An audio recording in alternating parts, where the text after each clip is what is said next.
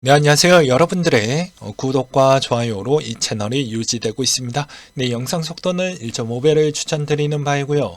네, 이번 내용은 2023년도 금리 전망 추이와 그리고 제네시스 관련 소식 이렇게 한번 준비를 해 보았습니다. 현재 상황을 보시게 되면 한미 기준금리 추이가 어느 정도 차이가 있는데요.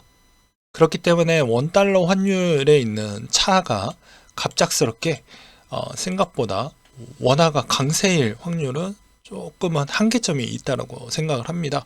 특정 전문가 분들은 오히려 1100원대까지 내년에 또 보시는 분들도 간혹 계시겠지만 오히려 제가 보기에는 저는 좀 상방된다라고 볼 수밖에 없는 이유는 주변 국가들이 미국과 동등하게 금리를 맞출 수 있을 만한 국가들이 별로 없다라는 것과 그리고 미국이 내년에 있는 연준의 스탠스를 쭉 다 읽어본다고 하면 대부분 동결에 대한 강력한 의지를 좀 많이 피력을 했기 때문에 금리가 인하되는 그 시점이 아니고서야는 특정에 있는 어느 정도의 원달러 가격은 대략 한 1200원 후반인 대에서 거의 놀 것으로 저는 그렇게 생각을 하고 있습니다. 이것도 상당히 중요한 이유는 스테이블 코인에 있는 자원에 있는 요소가 어떤 구성으로 되어져 있는지를 보게 되면 왜 이런 이야기를 했는지를 알 수가 있겠죠. 그 다음으로 점도표 부분을 보게 되면 그 전에 있었던 분기, 그러니까 3분기마다 한 번씩 나온다고 했었죠. 그래서 1년에 총 4번 점도표가 나오게 됩니다. 그래서 머나먼 2024년도 거는 제외하고 보고요. 당장 내년 거의 추이를 본다고 하면 저번 분기에 나왔던 점도표는 거의 여기에 밀집도가 좀 많이 있었어요. 그럼에도 불구하고 지금은 오히려 이 윗단계에 좀 많이 밀집이 되어져 있는 게 오히려 우리한테 좀 더 공포감을 더 많이 실어주기 위한 액션인지 정말로 그렇게 할 것인지에 따라서 좀 달라질 수 있다라는 것이죠. 그러면 이제 연준이 2월, 3월 달에 이제 0.5씩 올릴 것인지 아닐 것인지에 따라서 이제 저 구간대에 거의 구색 맞추기로 들어갈 확률이 매우 높고, 그리고 또한 저 구색 맞추기가 거의 다 끝난다고 하면 어떠한 액션이 나올 확률이 매우 높냐면요. 이거는 저의 생각인데 해당의 특정 기간에 어느 정도 동결 시즌을 꽤 오랫동안 가져갈 것으로 생각을 하고 있습니다. 왜냐하면 미국 입장에서도 주변 국가들, 중국이나 일본이나 이런 쪽에서 더 이상 미국 국채를 밀수를 해줄 만한 여력이 안 되기 때문에 오히려 미국에 있는 국채를 어느 정도 안정성 있게 가져가려고 하면 어느 정도 수준까지만 올리고 이제 그 뒤부터는 동결로 갈 것인데, 동결에 나왔을 때 과거에 있었던 패턴을 보게 되면 물론 이제 이게 코인 차트는 아니에요. 왜냐면 코인 차트에서 확인할 수 있는 그런 구간대가 아니라는 것입니다. 왜냐, 탄생이 아니기 때문이죠. 00년도 때 있었던 일이기 때문에. 그래서 비슷한 자산 요건에 충족했던 주식과 유사하게 또 비유를 해본다고 하면 일시적으로 V자가 나왔던 이유는 이제 더 이상 금리를 하지 않는다라는 그런 메시지로 인해서 단기적으로 올라오는 패턴이 좀 있었다라는 게 2023년도에도 거의 유사하게 좀 작용할 것이다 라고 저는 말씀을 드리고 싶습니다. 단 이제 그 이후부터 금리 인하에 있는 이야기가 계속 나와주게 된다고 하면 이때 상황적 여건에 있는 옵션이 여러 가지가 나오게 될 것인데요. 정말 미국 경제가 체력이 그만큼 좋을 것이냐 아닐 것이냐, 그리고 내리더라도 내리는 속도에 있는 가속도가 빠를 것이냐 느릴 것이냐, 이거에 따라서 좀 표현이 달라질 것입니다. 그래서 이때 당시에는 00년도 때는 경기가 너무 안 좋다 보니까 오히려 더 빨리 내리면서 같이 박살이 났던 형태를 볼 수가 있겠고, 이번에는 2023년도 거의 하반기 정도에 거의 되어봐야지 이게 진정한 경기 침체에 따른 슈퍼 불경기 쪽으로 갈 것인지 아닐 것인지 이걸 확인을 해볼 수가 있다라는 것입니다. 그렇기 때문에 2023년도 비트코인 전방 추이를 본다고 해도 동결이 계속 유지를 해 주었을 때 분명히 V자 반등은 좀 더 깊숙하게 나올 수 있다. 그렇기 때문에 저는 오히려 이번 구간에서 1월에서 3월 사이에 있는 특정 구간대에 제가 만족했던 그 시점이 도래를 하면 그때 좀 1분기 주중에 계속해서 매수를 할 생각을 가지고 있습니다. 굳이 저랑 비슷하게 꼭 따라 하실 필요성은 없습니다. 단 제 생각은 일단은 이렇게 가고 있다는 것이죠. 그리고 경제를 박살 내서라도 인플레를 잡겠다라는 의도를 계속해서 보여주고 있습니다. 그럼 연준이 생각하고 있는 올해 목표 추이가 중요하다고 했죠. 장기적 목표 추이는 이미 알고 있잖아요. 인플레 2% 중반대를 우리는 다 알고 있습니다. 그럼 올해 있는 2% 중반대 곧바로 못 맞추잖아요. 그래서 보게 되면 목표 추이는 이러합니다. 23년도 코어 PC는 3.5입니다. 3.5. 네. 그러니까 3.5 정도의 준한 만큼이 되지 않았을 경우에는 지속적으로 계속 동결했다는 의지를 피력할 수밖에 없다라는 것과, 그리고 연준이 이때까지 해왔던 스탠스를 본다라고 하면 한 템포 더, 한 분기 더 보고 움직이려고 하는 패턴이 있습니다. 좀 더 느릿느릿하게 대응을 하려고 하거든요. 왜냐하면 지금 전 세계가 물가에 미쳤기 때문입니다. 네, 요즘 뭐 붕어빵 거의 뭐 1,000원에 한 개 사 먹을까 말까 하는 정도잖아요. 예, 그 정도니까요. 그래서 이 3.5가 나오면 우리한테 좀 더 긍정적으로 생각을 하면 된다. 그리고 이런 지표들이 코인 투자할 때 왜 중요하냐라고 볼 수가 있는 이유는 매번 설명드렸다시피 11월 달에 다 검증이 됐죠. FTX 박살날 때 오히려 우리가 요구했던 CPI만큼 나오니까 곧바로 반등이 세게 나오는, 그러니까 지금에 있는 상태는 공통된 악재는 금리 인상, 그리고 금리에 있는 패턴이 어떠한 방향으로 보여줄 것이냐, 그거에 따른 여러 가지 데이터 지표가 우리한테 얼마나 이롭게 나와줄 것이냐, 이거에 집중을 해볼 필요성이 있다라는 것입니다. 그래서 2023년도 때 목표 추이 값을 명확하게 머릿속에 기억을 해두시고, 실업률도 마찬가지로 원래 4.4였는데 0.2 더 올려서 4.6 정도를 제시를 했고요. 그리고 GDP는 오히려 더 강도를 높일 것이니까 우리 더 낮게 가져갈 것이다 라고 이렇게 제시를 한 것이죠. 그리고 오히려 블루 칼라는 인기가 좋고 화이트 칼라는 해고 대란이라고 합니다. 골드만삭스가 이번에 좀 많이 구조조정한다라고 했었죠. 그래서 블루 칼라가 어느 정도로 인기가 좋냐, 지금 선벨트 지역에 있는 쪽에서는 전기차 배터리 공장 들어가죠. 전기차 공장 들어가죠. 거기다가 반도체, 그리고 바이오 공장, 이런 것까지 거의 다 결집해서 들어가기 때문에 생각보다 블루 칼라에 있는 구인난이 어마어마하게 많이 들어간다고 볼 수 있습니다. 단 샌프란시스코는 좀 제외하고 보는 게 맞을 것 같긴 해요. 또한 2년물 금리와 기존금리가 하회한 이후 금리를 올린 적은 단 한 번도 없었다라는 데이터였는데요. 이것도 좀 재미난 데이터였습니다. 거의 유사하게 거의 다 잘 맞아 떨어졌기 때문에 이번에도 거의 비슷할 것이다. 단 조건은 무엇이냐? 올리진 않더라도 뭐 그냥 스테이블하게 동결은 갈 수는 있잖아요. 그래서 동결에 있는 위치가 어느 정도에 있을 것이냐, 어느 기간까지는 갈 것이냐, 이게 정말 중요할 것이다라고 생각이 들고요. 주변 국가들 뭐 ECB 쪽도 마찬가지고, 그리고 영국은행도 마찬가지로 우리는 계속해서 침체가 와도 계속 양적 긴축을 하겠다라는 이야기를 밝히기도 했습니다. 그러면서 여기는 어쩔 수가 없어요. 유럽은 뭐 물가 인플레가 그냥 두 자릿수이거든요. 그냥 겉으로는 뭐 한 자릿수라고 이야기를 하지만 체감이 다릅니다. 그냥 두 자릿수이기 때문에 어쩔 수 없이 그냥 박살 내고 가는 게 훨씬 더 이롭다라고 생각을 하는 것 같아요. 아니고서야는 지금에 있는 체제를 집권하기에도 쉽지가 않는 실정입니다. 또한 미국 경제를 지탱하는 소매 판매, 뭐 블랙 프라이데이, 휴일 시즌에도 역성장, 그러니까 그만큼 결과론적으로는 이제 점차 구매력이 떨어지고 있다라는 것인데요. 단 아쉬운 건 무엇이냐면, 자, 여기에서도 블루 칼라 중에서도 어느 정도 계속 공장을 중축하려고 하는 그런 일자리는 유효하면서요.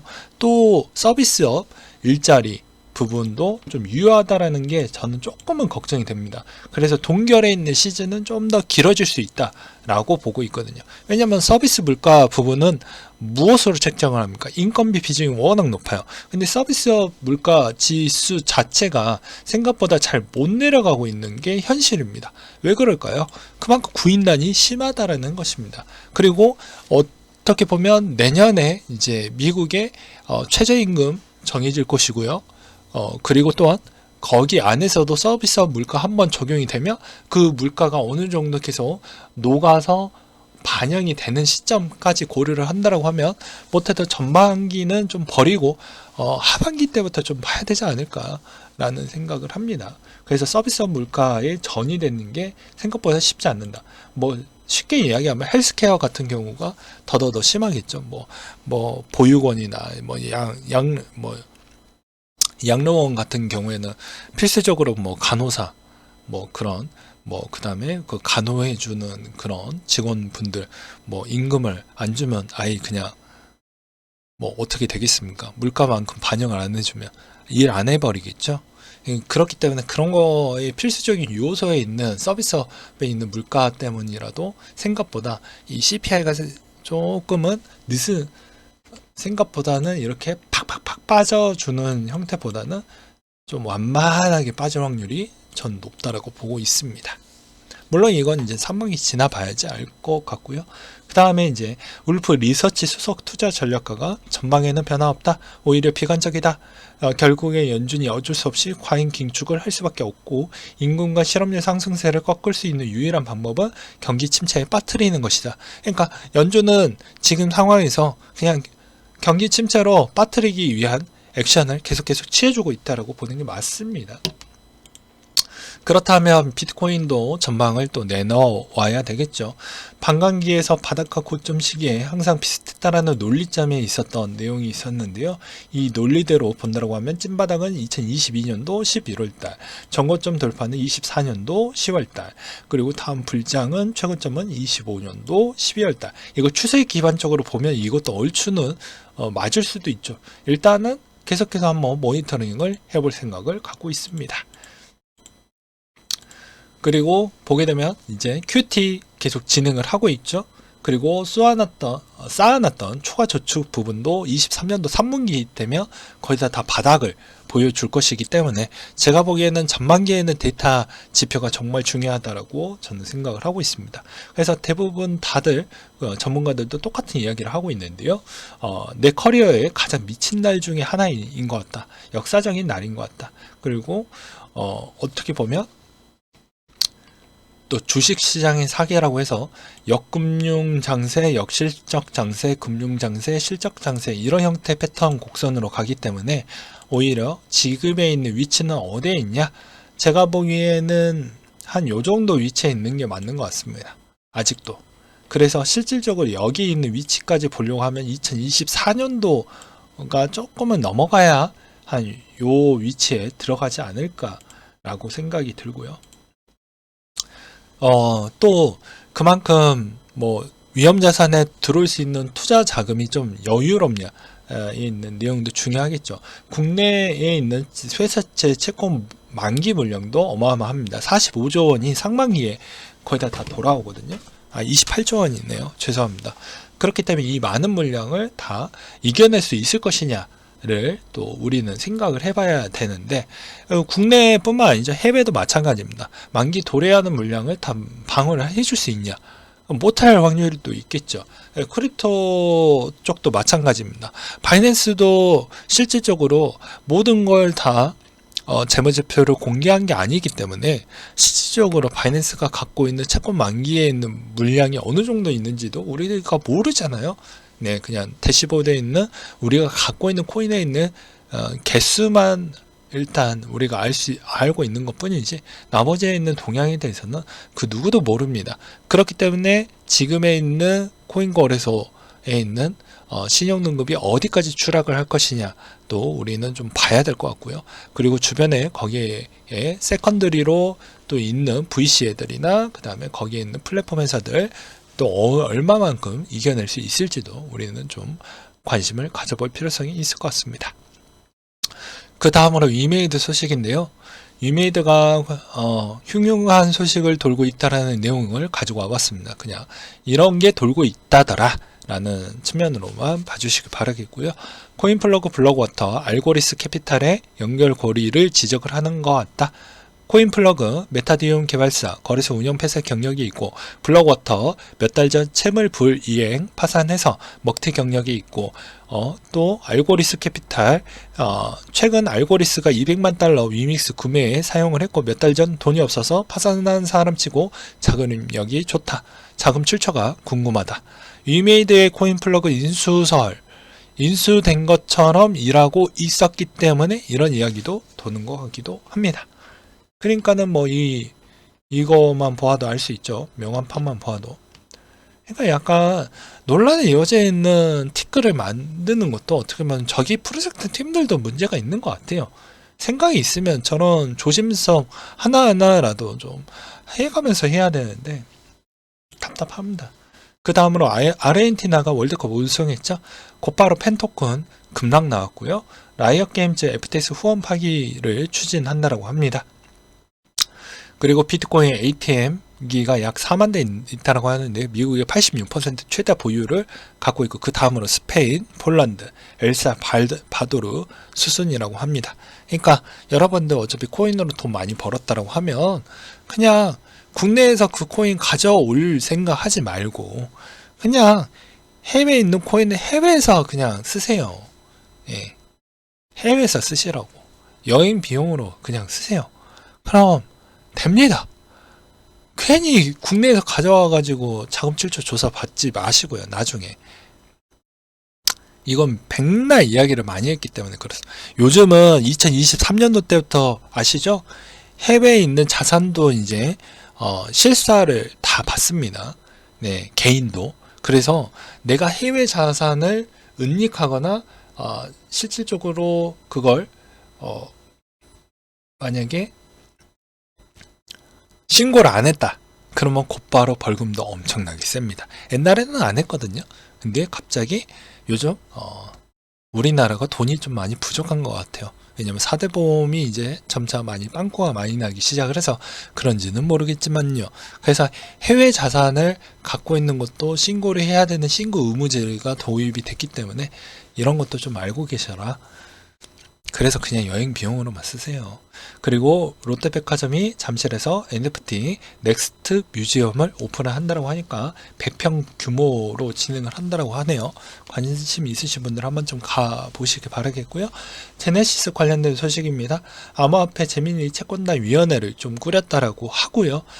제네시스 모회사 DCG 건정성에 여전히 무성한데 이건 내년 상반기 정도만 지나도 알 수가 있습니다. 상반기까지 넘어갔는데 하반기까지도 뭐 DCG에서 여러 이야기가 별로 안 나온다 라고 하면 그냥 잘 버텼구나 라고 생각을 하시면 같아요.